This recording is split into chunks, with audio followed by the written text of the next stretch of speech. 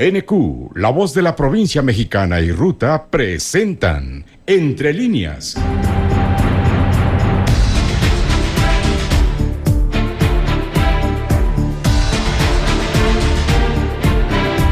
Un espacio de reflexión con entrevistas e información.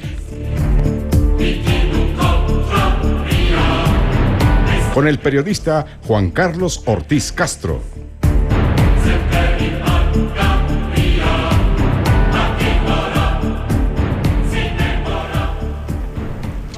¿Qué tal? Buenas noches, transmitimos desde la cabina del periódico Ruta, hoy estamos en la ciudad de Tulancingo.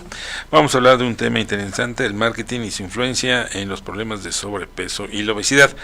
Para ello hemos invitado a la licenciada en nutrición Iracema Islas Vega, ella es nutrióloga encargada de los servicios de nutrición del Hospital General de Tulancingo. Gracias por estar con nosotros, Iris. Muchas gracias por la invitación, buenas noches a todos. También se encuentra el profesor maestro Mauro García Domínguez.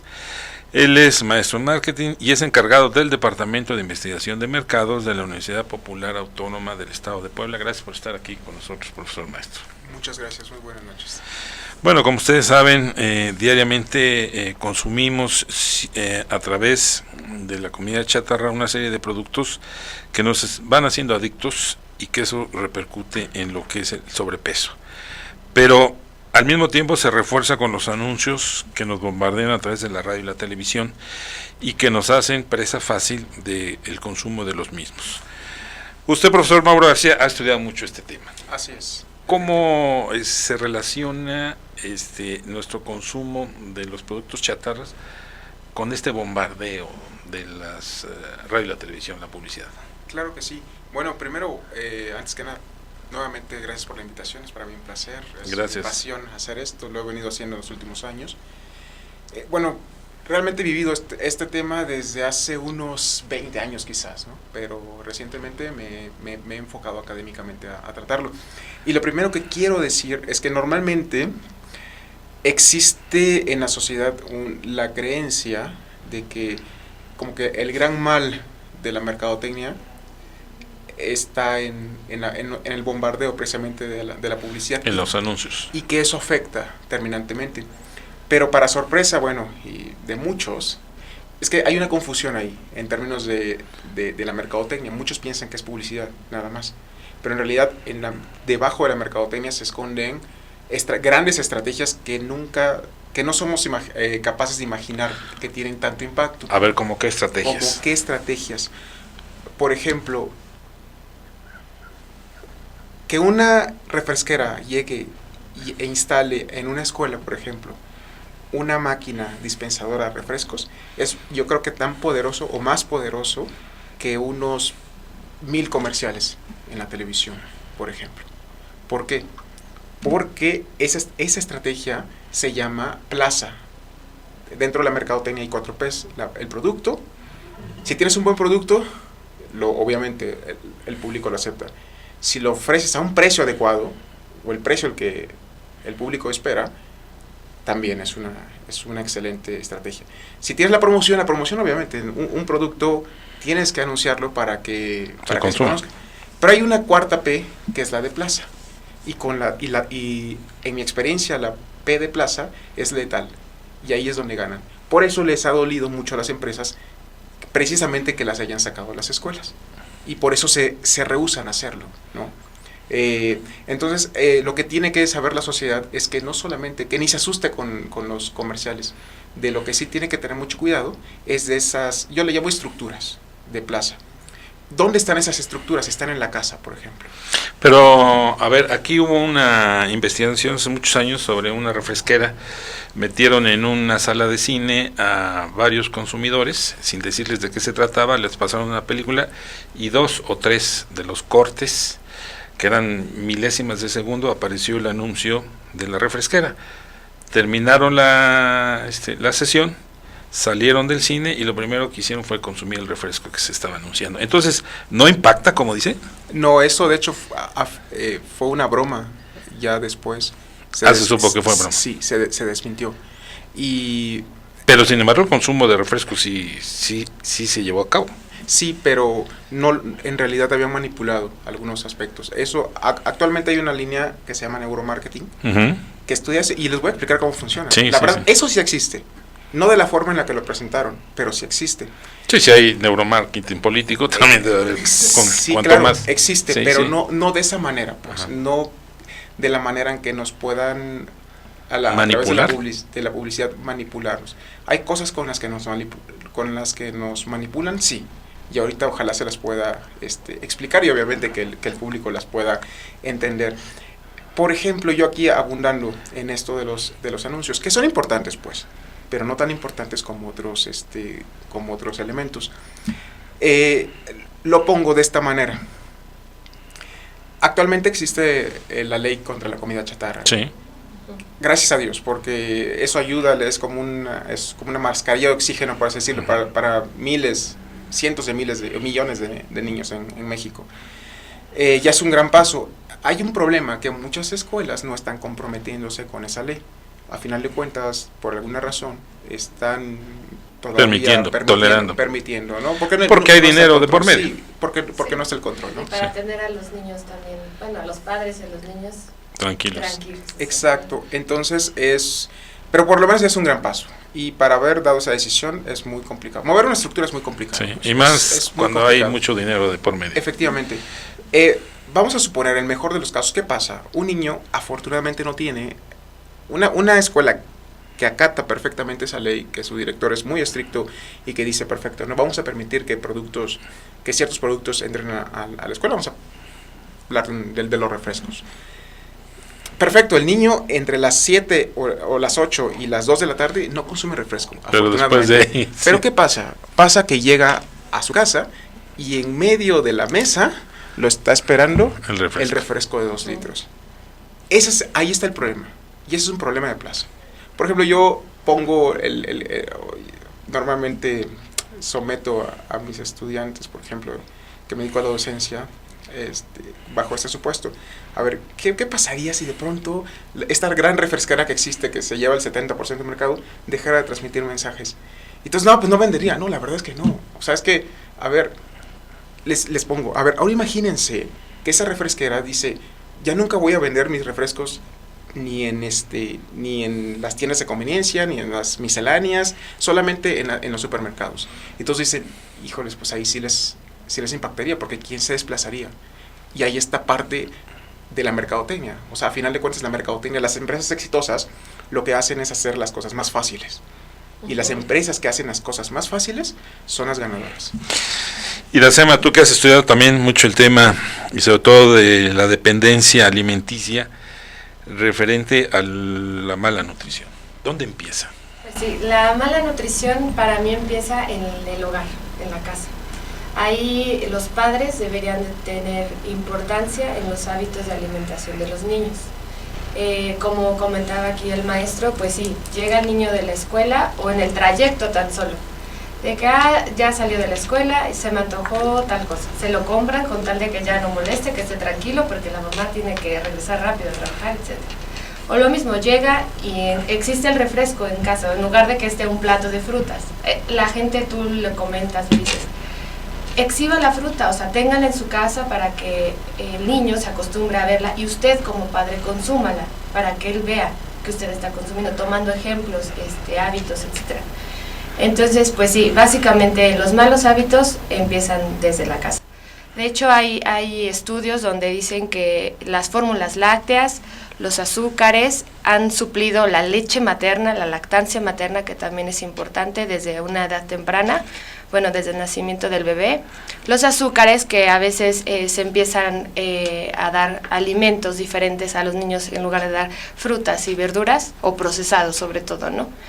Y eso ha cambiado muchas cosas de nuestra alimentación. Ahí empieza, Ahí con empieza. las famosas papillas, ¿no? Ajá, sí. Que empiezan a ser adictos a los... Exactamente. A veces le comentamos a la mamá, empiece por verduras, por favor, no empiece por frutas, porque uno necesita el azúcar, ¿no? Entonces, uno está acostumbrado a ingerirla, pero el bebé no la ha ingerido. Entonces, en ese momento, lo importante es empezar con las verduras. Posteriormente, él aceptará las frutas, obviamente. Es una adicción. Es una adicción, sí, desde pequeño. Sí, Maestro. me muero por comentar. Es que a eso es otra parte de la mercadotecnia. Sí. Yo me pregunto, en nuestra cultura, la voy a comparar un poco con alguna de las culturas europeas. Si se han dado cuenta, a muchos mexicanos no les gusta el vino. Sí. Por una razón. Porque desde pequeños nuestro paladar se acostumbra a lo dulce. En los franceses, por ejemplo, la cultura viene de esta forma. A los niños, cuando tienen 4 años, les dan el vino mezclado con agua y poquito a poquito les permiten tomarlo para que vayan degustando. Entonces va pasando el tiempo y se convierten en expertos, por ejemplo, en vino, ¿no? A tal grado que, de hecho, dicen que hay personas que prueban un vino y saben que es de mala calidad y lo tiran el vino. Y ahora regreso al tema de México, en el que es el principal consumidor de refrescos, 163 litros al año aproximadamente, ¿no? Sí. Para que lo vea la gente de otra manera, les digo, es un litro cada 2 días. Y es una forma interesante de verlo. Y les voy a poner de esta forma. Alguna vez hice una imagen. Son 8 garrafones y medio de 20 litros de agua de este tamaño, ¿no? Entonces dice la gente, no, ¿cómo es posible? ¿Cómo voy a consumir eso? Pero bueno, pasa algo. Yo me pregunto, en México, ¿a qué edad tenemos el primer contacto con el refresco? En Estados Unidos, por ejemplo, es de un año y medio. Yo estoy seguro que en México es mucho menos que un año. Entonces, ¿qué es lo que pasa en ese momento? Y eso sí tiene que ver con neuromarketing. Que el primer contacto del niño o el bebé con el refresco involucraba aspectos positivos, emocionales. Y esas emociones las va desarrollando por toda su vida. Entonces, aunque ya no haya publicidad, ya lo tiene. Como un tatuaje. Exactamente. Y ese tipo de emociones son las que vamos desarrollando. De hecho, complementando lo que decía Iracema, se hizo un estudio, por ejemplo, con mujeres embarazadas. Como esto ni siquiera empieza cuando uno nace, sino desde antes. Por ejemplo, se hizo un estudio y tomaron a 2 grupos de mujeres embarazadas. A un grupo le dieron jugo de zanahoria y a otro grupo no, durante 3 meses. Después esperaron a que nacieran los bebés y al año y medio se volvió con los bebés y les dieron a los 2 grupos, pues, jugo de zanahoria y veían qué reacción tenían. Y obviamente, ¿quién aceptó el jugo de zanahoria? ¿Quiénes cuyas mamás habían consumido jugo de zanahoria? Entonces, esto es cultural. La alimentación se aprende. Sí. Entonces, no es genético. Porque hay investigaciones que culpan la obesidad, la diabetes, a cuestiones genéticas. Uno pudiera modificar esa genética con el transcurso de su vida, con los hábitos de su vida. O sea, sí, yo puedo tener el gen de poder ser obeso. Básicamente la prevención, o sea, el primer nivel de atención debería de poner mucho cuidado en prevenir todas estas enfermedades, sí reforzar la prevención porque nos haría disminuir muchas otras complicaciones. Pero si no, o sea, sí puede tener el gen, pero yo puedo decidir si continúo proliferando ese gen o que se desarrolle en mí a cambiar los hábitos de alimentación. Bueno, ¿cómo rompemos ese neuromarketing?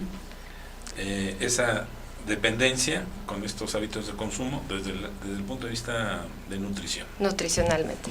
Bueno, nutricionalmente sí debemos darle a conocer a las personas, a la población en general, cuáles son los alimentos o básicamente conocer los alimentos, todo lo que contienen.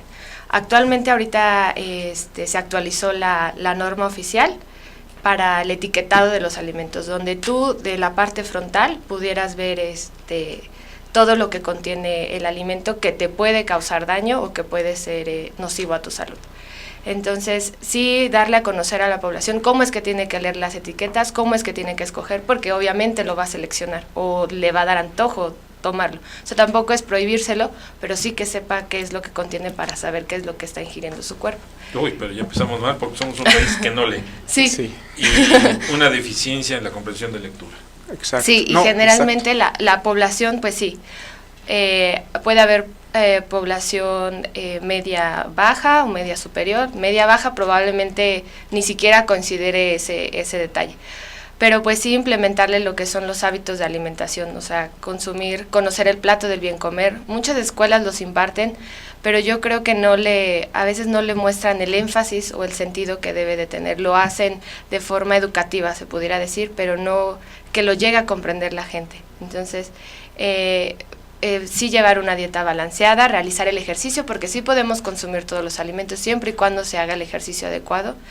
Y pues básicamente es lo que le decimos, le proporcionamos al paciente como información.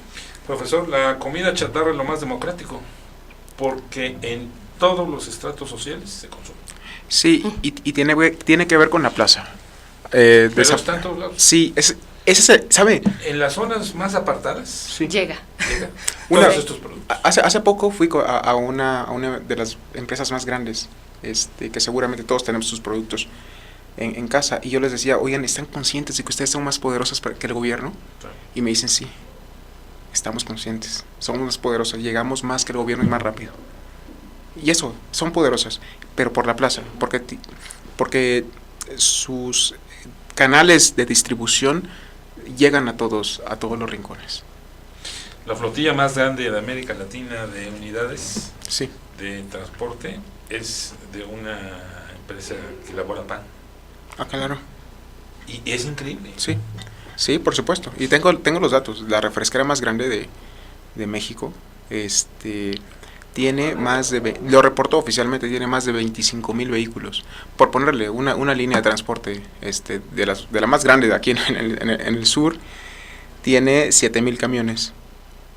No es, De punto de no comparación. es enorme. Bueno, por ejemplo, un servicio necesario como la luz, ¿cuántas unidades tendrán? Exacto. Sí. No, el poder es impresionante y por eso les duele cuando uno les dice, vamos a quitar tu distribución en las escuelas, les duele hasta el fondo.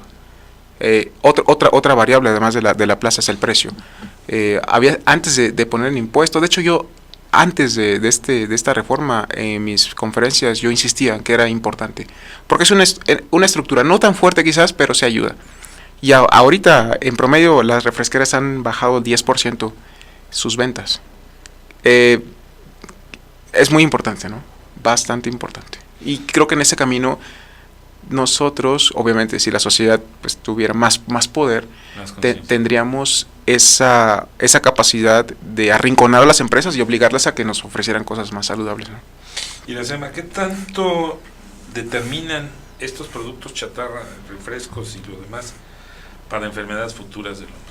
¿Qué tanto son determinantes? Sí son determinantes el consumo de este tipo de alimentos, ya que el exceso de ciertos nutrimentos que contiene, por ejemplo, las grasas trans, las grasas saturadas, las calorías, conllevan, el exceso del consumo de estas conllevan a padecer enfermedades crónico-degenerativas como conocemos la diabetes y la hipertensión, que son unas de las primeras causas de muerte de nuestro país. De hecho, es un problema de salud pública en el que estamos pasando, en el que nuestro trayecto está sucediendo. Entonces, sí, lo que queremos hacer es que eviten el consumo de este tipo de alimentos para no aumentar esa incidencia en estas enfermedades. Bueno, vamos a una pausa y regresamos con ustedes. Bueno, ya regresamos, estamos hablando justamente del marketing y su influencia en los problemas de sobrepeso y obesidad. ¿Los anuncios de comida activan directamente la conducta alimenticia en los niños, profesor? El ejercicio en la vida, sí, por supuesto, ¿no? Me parece que a mí que, en mi experiencia, más o menos es esta relación. El ejercicio es muy importante, ¿no? Y cada vez hay más, ya los niños quizás ya no corran tanto, ya no jueguen lo mismo que jugábamos nosotros, por ejemplo, hace 30 años, ¿no? Es muy importante, pero por ejemplo la alimentación a mí se me hace de lo más importante. Sería un 70%, por ejemplo, yo lo pondría así, un 70% alimentación y un 30% ejercicio. Pero hablaba de los anuncios específicamente. Sí. ¿Inciden en la conducta alimenticia o no inciden? Sí, así. Sí incide. Totalmente. ¿Por qué? Porque hay una edad en la que uno es muy vulnerable y esa vulnerabilidad está en los niños, en la infancia, que va desde que son pequeños, bueno, no sé, desde que tienen más o menos conciencia, 3, 4 años, hasta los 9 años. Yo digo que todavía hasta los 12, o sea, los niños sueñan todavía, los niños se la creen. Y si es aceptable, a ellos hay que cuidarlos en ese sentido, y los papás ahí tienen un papel importante. Y sí, por ejemplo, ahorita que también se ha regulado la publicidad infantil es importante en ese sentido, porque según los estudios ha habido demasiado, creo que el 70% de los anuncios que habían en comerciales infantiles, en programación infantil, tenían que ver con alimentos y con alimentos altos en azúcar, por ejemplo, ¿no? Entonces, por supuesto que eso sí. Lo que llama la atención es que como las personas mayores de 12 años, en personas mayores de 12 años, eso ya no es tolerable, pues, ¿no? En los niños sí, es una edad muy delicada. Como país, y la SEMA tenemos remedio, porque hay muchas generaciones que ya nacieron y que ya tuvieron este bombardeo de los anuncios y que ya probaron todos estos alimentos chatarras o con altos contenidos de azúcar. Pues como profesional de la salud, sí necesitamos, bueno, sí debe de existir una solución, sí debe de haber. Nosotros luchamos todos los días con eso, vemos muchísimos pacientes que van a nosotros, no sé, el 98% que yo veo en la consulta diaria. 9 de cada 10 de tus pacientes. Exactamente, son obesos, sobrepeso o obesidad. Y niños. ¿Verdad? Y niños también. La cultura todavía, bueno, nuestro país todavía entiende al niño gordito, que también es un niño sano, o también que va a crecer. Es que va a crecer y se va a poner delgado y ya va a poder hacer ejercicio. Y no, en este caso, el daño que se le está haciendo al pequeño, tanto en su organismo, pues a veces ya se vuelve crónico después en una edad adulta. Entonces, pues nosotros luchamos todos los días por combatir este tipo de problemas. A veces hay gente que se rehúsa, que es feliz así, que no va a cambiar, entonces pues hay veces que ya no podemos también hacer mucho. Pero pues sí se cuenta con el apoyo de todo tipo para poder apoyar a estas personas. ¿Ha aumentado el número de niños con problemas de diabetes infantil? Sí, la incidencia de obesidad es mucho mayor que en Estados Unidos. O sea, los niños son más obesos aquí en México que en Estados Unidos, por ejemplo. Y pues con eso conlleva que el pequeño pues padezca a temprana edad todas estas enfermedades. Sí. Han estado pasando incluso por televisión, restringida una serie de reportajes de personas obesas a quienes que practican operaciones, pero ahora resulta que ya son más los mexicanos que están de alguna forma dando a conocer en estos programas de televisión.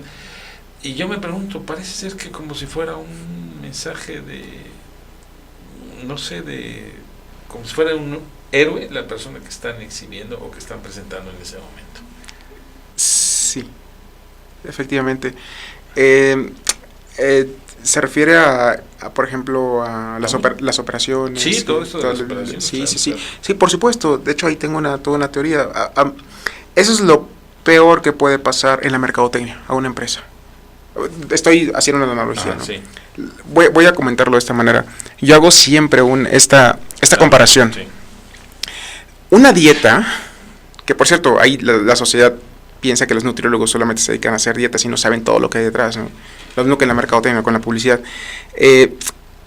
Una empresa, por ejemplo, cuando comienza a perder ventas, hace dietas. ¿Qué tipo de dietas? Invierte mucho dinero en publicidad. Todo lo que puede en publicidad, pensando que eso le va a traer ganancias. Y sí, le trae ganancias, pero después bajan.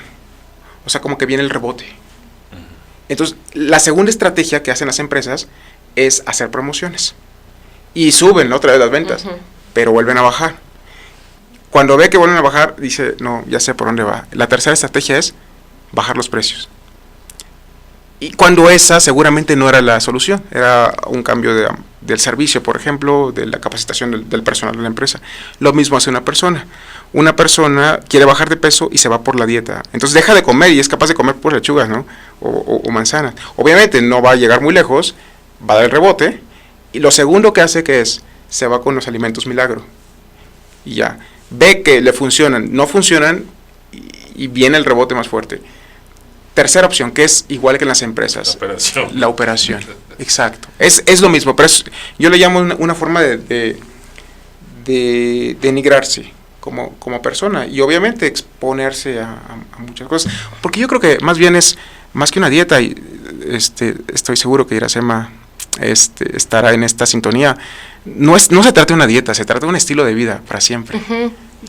Y dice un autor que también estudia este tema, que la mejor dieta es aquella en la que no sabes en la que estás, ¿no? Exactamente. Porque es un hábito de vida, no te cuesta trabajo, ¿no? Sí, es lo que les comentamos a los pacientes. O sea, a lo que nosotros nos gustaría es que la gente no estuviera de por vida con una dieta. O sea, ya seleccionar ellos, conocer sus alimentos, conocer sus calorías, hacer ejercicio. Si comen un poquito de más, bueno, le corro otros 10 minutos, pudiéramos decir. Entonces, sí los invitamos a que al final de cuentas ellos lleven sus hábitos de alimentación. Le decimos, señora, a ver, usted no siempre va a vivir una dieta, no siempre va a venir al médico. Le digo, no es un ambiente agradable el estar en un hospital o el estar visitando a personas que también están enfermas. O sea, es triste, se pudiera decir. Entonces, yo a veces les recomiendo que se vean en un futuro cómo quisieran ser. Siendo adultos mayores, no sé, yo de 28, 29 años, ¿cómo tú te quieres ver a tus 70 años? Sana, saludable, eso es lo que yo les digo. Ustedes, ¿cómo es que se quieren ver para que de ahí, pues, pudiéramos hacerle un poquito de conciencia, ¿no? Porque conlleva muchas otras cosas, la obesidad, como les comentaba. Y el hecho de que a veces un paciente se someta a algunas cirugías es su última oportunidad para muchos. Nosotros también vemos pacientes operados con manga gástrica. También se les coloca un balón gástrico. Es una dieta muy especial las que tienen que llevar. Los tenemos que llevar de la mano, porque se nos pueden caer en el hecho de que desistan. Exactamente. Entonces, todos esos pacientes, ya cuando nos llegan muy necesitados, muchas veces llorando. O sea, nos han dicho, ¿qué le hice a mi cuerpo? ¿Qué he hecho para yo someterme a una cirugía de este tipo? No se habían dado cuenta nunca. Es una atención médico, psicólogo, nutriólogo, junto con todos los especialistas que tenemos que valorar. Pero es el último de los recursos. Ahora, este tipo de cirugías son caras. Sí, claro. No toda la gente puede tener el acceso. Vamos a la pausa y regresamos con ustedes, por favor. Bueno, regresamos. Hidalgo se encuentra entre las 10 entidades con más casos de obesidad, según los informes epidemiológicos emitidos por la Secretaría de Salud. Ocupa el 9º lugar nacional, de acuerdo hasta finales de agosto del presente año. 9.343 casos nuevos de obesidad entre su población, superando así las cifras obtenidas por Sinaloa y Coahuila. La tecnología nos ha hecho también sedentarios. Como decíamos hace rato, los niños antes salían a jugar a la calle, ¿no? Corrían, subían, bajaban, gastaban energías. Hoy sus juegos son a través de unas pantallas, a través de la televisión, a través de las tabletas, de sus dispositivos móviles. Los mismos automóviles nos hacen sedentarios. Antes las personas caminaban 2 kilómetros, 1 kilómetro para ir a sus centros de trabajo. Hoy no. Hoy cómodamente se desplazan en automóviles, ya no se desplazan en bicicletas, ¿no? En fin, esto nos ha ido aumentando que las personas seamos sedentarias. Así es. Sí, pues lo que les recomendamos generalmente es que realicen actividad física a todo este tipo de personas, pero no se realiza, o sea, les digo... Esto como las llamadas a misa, ¿no? Sí, exactamente. Les decimos, por favor, acudan, métanse a algún ejercicio que les gusta, cualquiera que ustedes escojan. A veces por situaciones económicas, bueno, pues entonces salgan a caminar. A partir de los 20 minutos nuestro cuerpo empieza a utilizar la grasa para realizar ese ejercicio. 20 minutos. A partir de los 20. O sea, por eso dicen, es que yo soy muy activa, ando de arriba para abajo. No, nosotros necesitamos que sean unos 20 minutos consecutivos y posteriormente continúe con esa actividad para que nos ayude a bajar de peso, a quemar la grasa, se pudiera decir, para así ayudar a disminuir la obesidad, ¿no? O sea, tendríamos que caminar, ¿qué, 30 minutos? 30 minutos, es lo que se les recomienda en la tele, en muchas partes, 30 minutos y posteriormente ir aumentando un poco la frecuencia para que logren 1 hora más o menos y ya puedan llevar una vida saludable, disminuyendo muchas cosas con lo que es realizar la actividad física. ¿Y cómo romper con el neuromarketing? ¿Cómo romper psicológicamente con ese constante bombardeo de la publicidad? Sí, el neuromarketing es bien interesante. Lo interesante del neuromarketing, lo voy a poner de esta manera. El rector de la máxima casa de estudios de allá de Puebla emitió un comunicado hace un año que decía: no vamos a prohibir la comida chatarra en la escuela porque los estudiantes tienen la capacidad de tomar sus decisiones. Y la verdad es que no tenemos la capacidad de tomar nuestras propias decisiones. Si tenemos las cosas cerca, las adoptamos. Entonces hay cosas que nos ganan. No es que nos gane la publicidad, nos gana, por ejemplo, el color. Nos gana qué tan bonito se ve el producto, nos gana exacto, qué tan cercano está. Se los voy a poner con otro experimento. Se hizo un experimento con secretarias. 3 grupos de secretarias en un corporativo. Y les digo, a ver, durante un mes les vamos a regalar un envase lleno de chocolates todos los días. Pero dividieron a 2 grupos. A un grupo de secretarias el envase se lo dieron en su escritorio, le dijeron, a ver, la condición es que no lo compartas y que dejes tu envase aquí, sobre el escritorio, ¿ok? Tú come los que tú quieres. A otro grupo se los pusieron en la gaveta, y a otro grupo se lo pusieron a 1,5 metros en su archivo. Entonces todos los científicos iban todos los días, contaban cuántos chocolates se habían comido y los volvían a llenar durante un mes. Entonces, al final, ¿qué es lo que se encontraron? Que quienes tenían los chocolates acá habían consumido en promedio 9. Los que lo tenían en la gaveta habían consumido 6 y a 1,5 metros habían consumido 4. Entonces cuando les preguntaron por qué, si se habían dado cuenta, habían dicho que no, y por qué, decían que tenerlo acá era, no lo pensaban tanto y decían inmediatamente, ahí está, voy. Y teniéndolo, por ejemplo, a 1,5 metros, decían, no, es que por lo menos me lo preguntaba varias veces y entonces yo decía que no. Así se mueve el neuromarketing, pues, en toda nuestra vida. Y de hecho, una recomendación, lo interesante es que podemos aplicar neuromarketing a nosotros mismos. O sea, el antídoto. Pacientes, sí. ¿Y cuál sería? ¿Cuál sería? Es lo que yo le comentaba, que tuvieran el plato de frutas ahí, o sea, que todo estuviera al alcance. Les digo, de aquí, o sea, le digo, a veces pique la jícama, pélela y todo, y guárdela en su refrigerador. No sé, que le durara 2 días, pudiéramos decir lo que pique. Y porque en el momento que yo le diga, su colación es una jícama y un pepino, de aquí a que lo lavan, de aquí a que lo pelan, de aquí si ya se comieron un paquete de galletas. Y les digo, no, ya ténganlo hecho, ya preparen sus alimentos, exactamente, preparen sus alimentos posteriores o ténganlos al alcance, para que no tengan que acudir. Muchas veces es la necesidad también de ingerir un alimento y dices, bueno, ¿qué es más fácil? Esto, y se lo comen. A veces uno ya no piensa en esto que les decimos, ¿no? En las calorías, en lo que te va a aportar, etcétera, sino en la necesidad de ingerir un alimento. Eso, permíteme decir, sí. Pero eso es el verdadero neuromarketing. Hay muchas personas, he observado, que quieren impresionar de pronto al público y ponen a una persona con los cables en la cabeza para medir sus estímulos. Eso es medición, pero nada más. Detrás está todo esto. El neuromarketing ha existido desde siempre. El primer autor que publicó sobre esto fue un autor que se llama Vincent Packard en 1957. Su libro se llamaba Los persuasivos ocultos y hablaba sobre esto. Hablando sobre el caso del refrigerador, una estrategia que directamente le propongo al público es la siguiente: en su refrigerador coloque, por favor, lo más saludable al frente y lo menos saludable atrás. Primera recomendación. ¿Por qué? Porque es lo más cercano.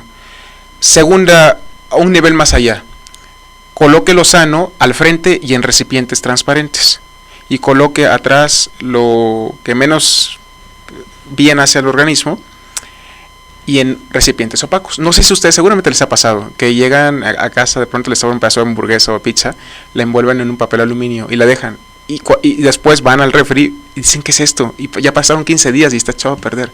Eso es nuestro neuromarketing. Es que, ¿de dónde viene el neuromarketing? Tenemos incapacidades. Nuestro cerebro no puede controlar muchas cosas al mismo tiempo. ¿Discernir? Exactamente. Es más, y nosotros no lo aceptamos. O sea, no aceptamos que no podemos ver con nuestros ojos atrás, por ejemplo. Bueno, no, más bien, no podemos hacerlo, pero no aceptamos que no le podemos poner a una cosa la misma atención. Nosotros nos vamos por lo primero. Y sobre eso van las empresas. Por ejemplo, yo normalmente lo que digo es que una de esas tiendas de conveniencia famosas que hay, los productos están científicamente acomodados. Exactamente, sí. Y los colores, ¿no? Todo, por supuesto. Sería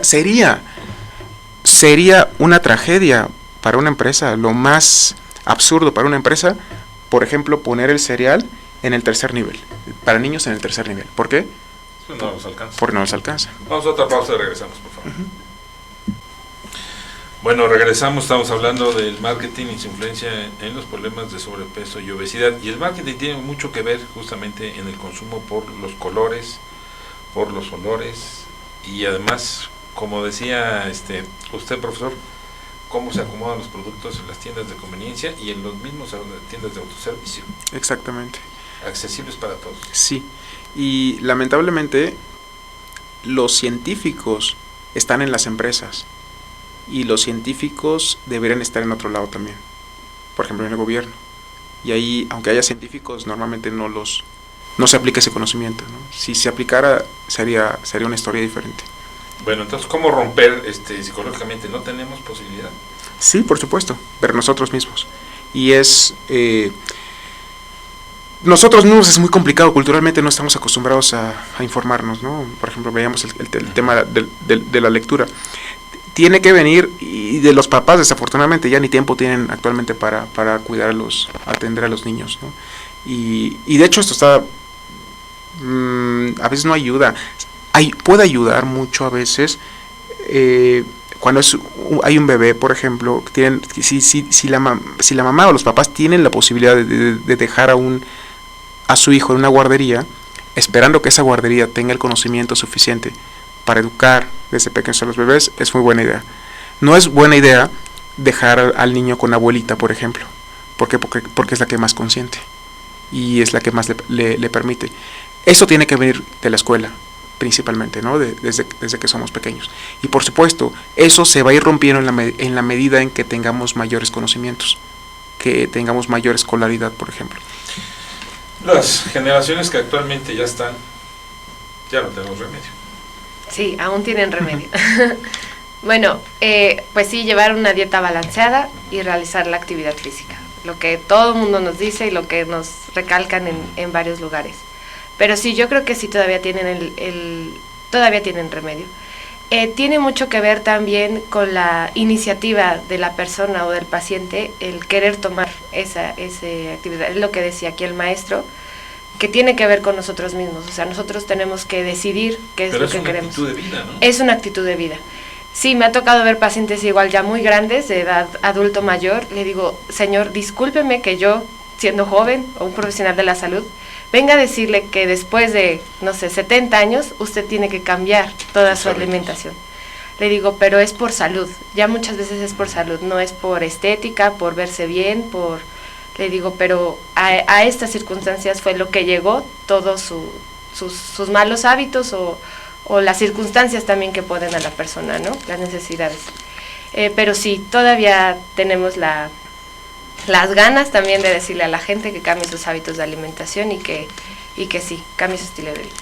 Por cierto, haciendo una reflexión, están por cambiar el Hospital General de Tulancingo por el nuevo, que está a la entrada de la región. Y resulta que lo primero que pusieron antes de que edificaran toda la estructura fue una tienda de conveniencia. ¿Cómo así es. Eso? Sí, es lo que hay. Y pues ¿Y lo que opera? sí, Sí, fue lo primero que se abrió y dijeron, igual y con esto ya va a funcionar, ¿no? Esto quiere decir que también ya se va a abrir, porque pues sí, son las tiendas que llegan o que tienen también la facilidad de instalarse y de proveer muchos alimentos que no son saludables. Y como decía aquí el maestro, pues la estructura de esas tiendas ya está diseñada para el consumo de muchos alimentos. ¿Se podría lanzar una campaña con neuromarketing en contra de todos esos productos desde el gobierno o desde las mismas escuelas oficiales? Claro, y más que campaña es un conjunto de acciones. La campaña sería como refuerzo, pero lo principal serían las acciones. Y aquí hay varios grupos involucrados. Es una tarea que empieza una persona. Es más fuerte la cercanía que la disciplina.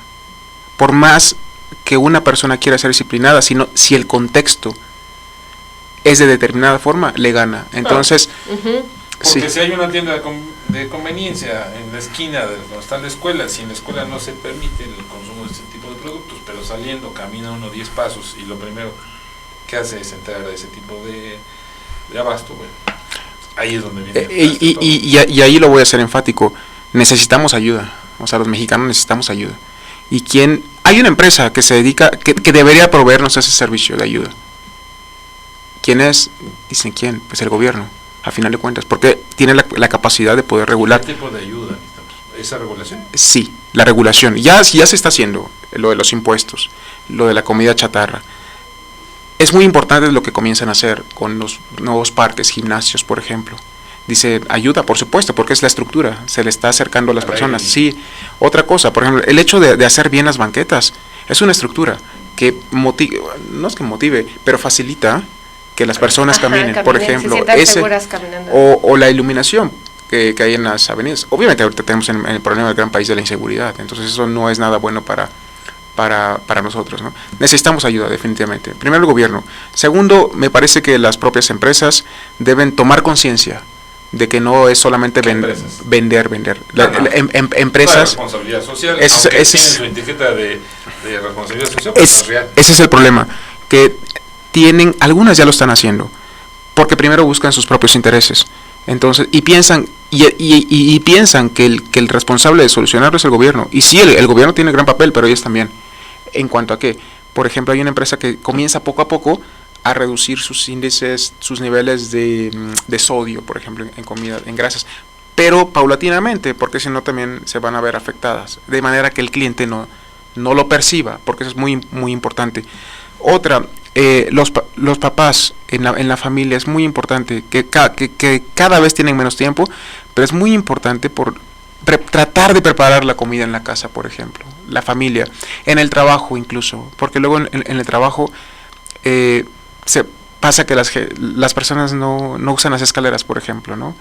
O que de pronto hacen una reunión y llevan el café y los refrescos. Sí, lo primero que reparten es eso. Y los sándwiches. Pero ¿qué tal si comienzan a cambiarlo? Hay que comenzar a mover esas estructuras para ir facilitándole esto al cliente. Y de verdad, no es porque no quiera las personas, no es porque no quieran, es porque no pueden. Necesitan ayuda. Bueno, y también, por ejemplo, este tipo de empresas refresqueras y de frituras realizan muchas actividades, entre comillas, deportivas, ¿no? Que apoyan. Hacen concursos, hacen torneos. Carreras, ajá. Pero al final terminan consumiendo los mismos productos. Y vienen a reforzar. No, ese es el problema. Hay una contradicción ahí. Hay una contradicción, entonces no hay a mí sí me impactó la refresquera cuando sacó que la lata viniera con tu nombre. Y no era la lata que era baja en azúcar, o sea, era la lata que tenía todo. Fue una campaña que tenía. Bueno, no fue exitosa. Perdón que lo diga, no fue exitosa porque sus ventas cayeron. Fue una dieta la que se aplicó. Pero, sí, o sea, ese es el tipo de cosas a las que yo me refiero. La empresa, ¿qué pasó? Pues con el impuesto supo que le iba a ir mal o que iban a bajar sus ventas, entonces lanzó esta campaña como una dieta, pero no la aguantó. La gente se cansó y dijo, pues ya, bye. No fue exitosa. O sea, Pero se sigue consumiendo. Pero, ajá, o por lo menos la gente bueno, yo he visto que la tiene, o sea, la sigue conservando porque tiene su nombre. pero ahí quedó. Pero a lo que voy es que las empresas tienen que mirar a largo plazo. No es posible que sus deseos sean que un mexicano desayune con refresco, pues. O sea, eso no es de un ser humano. Gente que sí desayuna. No es de un ser humano. Y y estoy hablando de que no es de un ser humano estar como directivo de una empresa y buscar eso a costa de nuestra salud, ¿no? O que trate de no verlo. Es que los intereses son muy poderosos. Sí, y yo creo que este tipo, por ejemplo, de foro sirve para eso, para por lo menos que la gente lo sepa, ¿no? Sí. Necesitamos acudirnos y la cena. Sí, pues sí, que se atiendan, que acudan si necesitan ayuda con médico, nutriólogo, en los centros de salud, en los hospitales, ya sea públicos, privados, como gusten.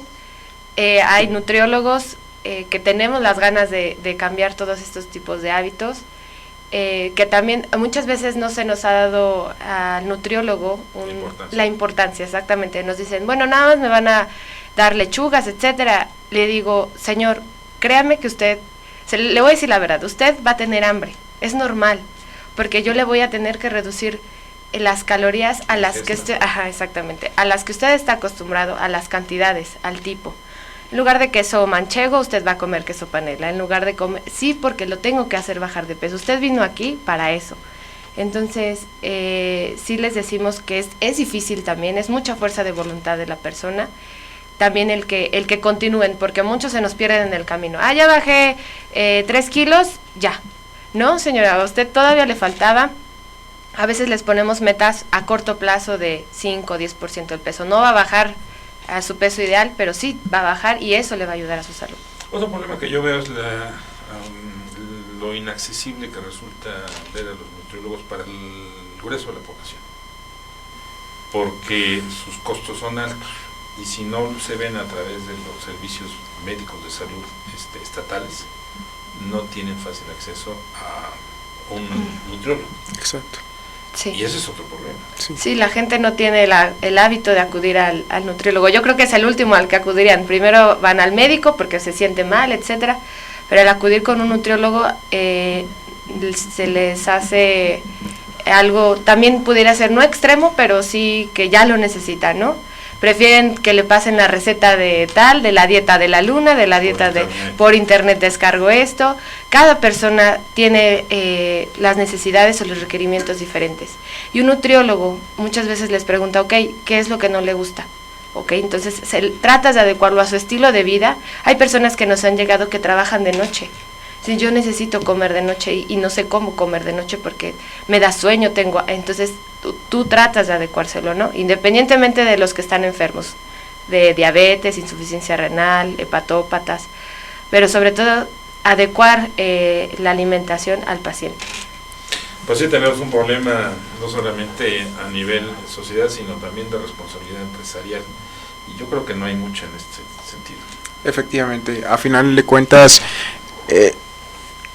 yo creo que a veces también las empresas se resisten al cambio y deben entender que son tiempos diferentes, que merecemos como consumidores productos más naturales, por ejemplo. Ya hay suficiente evidencia científica de que lo procesado es dañino, ¿no? Y la gente está sufriendo, o sea, esas enfermedades, algún tipo de cáncer es doloroso y creo que no merecemos eso, ¿no? Ellas tienen el poder. Y entonces creo que la invitación sería que tomaran ese poder también de manera proactiva, en el sentido de comenzar a desarrollar productos más saludables, ¿no? Se ha hablado mucho del poder del consumidor y la verdad es que ante el cúmulo de comerciales y de publicidad que hay en todos los medios de comunicación, es difícil tener ese poder. Generalmente somos manipulados, o parece fácil de llevarnos a consumir lo que no necesitamos o comprar lo que no. Obviamente, y por eso han jugado con nosotros como han querido, ¿no? Desde el aspecto, no solamente desde el aspecto comercial, desde el aspecto político, hacen con nosotros lo que quieren, ¿no? Y por eso, por una fragmentación que hay en la sociedad. Esa fragmentación principalmente viene generada por una desigualdad no solamente económica, sino también educativa, y eso nos divide en cuanto a nuestra mentalidad. Pero soy positivo y creo que hay cosas que comienzan a cambiar. La llegada más bien de las redes sociales, por ejemplo, comienzan a ser todo. El primer paso. Sí, no, pero ese primer paso. Ahora el siguiente reto es, ya estamos tomando conciencia y la gente es muy creativa para transmitir las ideas, ¿no? Yo creo que el siguiente paso es la acción. Y espero que pronto estemos en ese camino, ¿no? Porque todavía nos quedamos sentados, pero ya va a haber el día en que tomemos también. De hecho, ya hay comunidades que están tomando acción por sí mismas ante la incapacidad, ¿no? O inacción. Inacción que hay allá, sí. Yo le preguntaría a Iracema, por ejemplo, tú en tus cursos para ser nutrióloga, seguramente estudiaste cómo la población iba consumiendo cada vez más productos chatarra, con azúcares, etcétera. ¿Ha disminuido este consumo? ¿Ha disminuido? ¿La sociedad tiene conciencia de esto? ¿O va en aumento? Pues para mí va en aumento porque cada día también hay más. Entonces ya perdimos la batalla. Pues sí, pero como continuamos, o sea, necesitamos hacer conciencia en la gente, en la población. O sea, no tampoco. Es como las llamadas a misa, ¿no? Sí, de vamos que a ya. hacer conciencia y cada día se conciencia. Sí, pues sí, cada día la verdad hay más productos. De hecho, llega el paciente y nos menciona, y tú así de, no lo conozco. No me tocó. De hecho, había una maestra que nos decía, acudan a los supermercados, ustedes como nutriólogas acudan y vayan pasillo por pasillo y vean todos los alimentos que existen en el mercado, lean las etiquetas, porque la gente a veces dice, es que es el de color azul, el que trae esto, entonces tú tienes que saber qué es lo que está comiendo, ¿no? O sugerirle algo que pudiera omitir ese tipo de alimentos. Pero sí ha habido conciencia, sí ha habido ya ahorita como mayor información, más que nada siento, de los tipos de alimentos, de las cantidades. Pero aumenta el consumo. Ajá, exactamente. ¿Cómo entonces podemos explicar esto? La plaza, yo definitivamente la plaza. Perdón que lo vaya a decir, que vaya a decir esto, pero por la estrategia de la plaza tenemos a la autoridad nacional que tenemos en este momento. No fue una cuestión de producto, ni mucho menos de promoción, fue de plaza. Por eso las tiendas de conveniencia tienen mucho éxito. Sí, plaza, es plaza. Se han multiplicado en cada esquina de las principales ciudades de este país. Sí. De hecho, yo actualmente ya me dedico, mi línea, es más bien mi teoría, pues. Y a mucha gente le cuesta trabajo comprender lo que digo, pero la clave está en las estructuras. Permíteme dar este ejemplo para que quizás me comprenda mejor el auditorio. Nosotros podemos mover, voy directamente al caso que quiero mencionar, siempre el problema de Estados Unidos con los inmigrantes. Por mucho tiempo, por ejemplo, un salvadoreño pasaba por México, llegaba a México en autobús y se iba hasta la frontera, pasaba a Tijuana, o Ciudad Juárez, y lograba infiltrarse a Estados Unidos. Cuando lo agarraba la migración, su estrategia, y cómo a Estados Unidos se le fue y se le ocurrió hasta tiempo después solucionarlo con plaza, lo que hacía era agarrar a la persona, pasarla otra vez a Ciudad Juárez. ¿Qué hacía la persona? Volver a intentar, hasta que se les prendió el foco y dijeron, no, te agarran el paso, te vas hasta la Ciudad de México en avión. ¿Qué pasa? Por la mente. Lo mismo que las secretarias con sus chocolates. Y les costaba más trabajo y decían, a ver, la pienso entre ir o regresar a casa. Entonces, se reduce a la mitad la probabilidad de que se regrese. Así de poderoso. Por eso, directamente a las familias es... Y les podría dar muchísimos ejemplos, ¿no? Cada vez, pero con ese ejemplo me quiero quedar. Y es, lleven cosas a la casa que sea fruta, que sea verdura, porque paradójicamente tenemos la mejor fruta y verdura, bueno, más o menos la mejor fruta y verdura en los mercados, y no está muy lejos, pero el problema es que es más fácil conseguir lo otro. Entonces, lleven eso a su casa. Si hay refrescos, por favor, no, es más bien, no eviten el ingreso de consumo de refrescos a la casa. En las fiestas, por ejemplo, siempre nos quejábamos de que siempre había para tomar o alcohol o refresco, ¿no? Y si no, pues te morías de sed. Entonces, pues terminabas tomando refresco. Actualmente ya ponen agua también, entonces eso es importante. Porque existen personas enfermas. Sí, y dicen, es que viene el familiar y es diabético, ¿verdad? Entonces hay que traer agua. Sí. Porque si no, no la ponen tampoco. Pero hasta ahora. Sí. Bueno, pues muchas gracias a la nutrióloga Iracema Islas Vega. Ella es encargada del servicio de nutrición del Hospital General de Tunancingo. Gracias por estar aquí. No, muchas gracias por la invitación y un placer estar con ustedes. Gracias también al profesor maestro en marketing Mauro García Domínguez. Él es del Departamento de Investigación de Mercados de la Universidad Popular Autónoma del Estado de Puebla. Gracias por estar aquí con nosotros. Un placer, de verdad un placer, y poder estar aquí 20, 30 horas platicando y no cansarme. No, y muy interesante. No, gracias. También a mis compañeros aquí en la cabina del periódico Ruta en Tunancingo, a Jaciel Velasco y Celso García. Allá en la NQ de Pachuca, a don Jorge Martínez. Aquí en la NQ de Tulancingo, frente a la Catedral Metropolitana, saludo a don Memo Ortega. Y a Cecilia Baños, que hizo la posibilidad para el desarrollo de este programa. Gracias, se despide Juan Carlos Ortiz. Buenas noches. NQ y Ruta presentaron Entre Líneas. Con el periodista Juan Carlos Ortiz Castro, te esperamos en nuestra próxima emisión.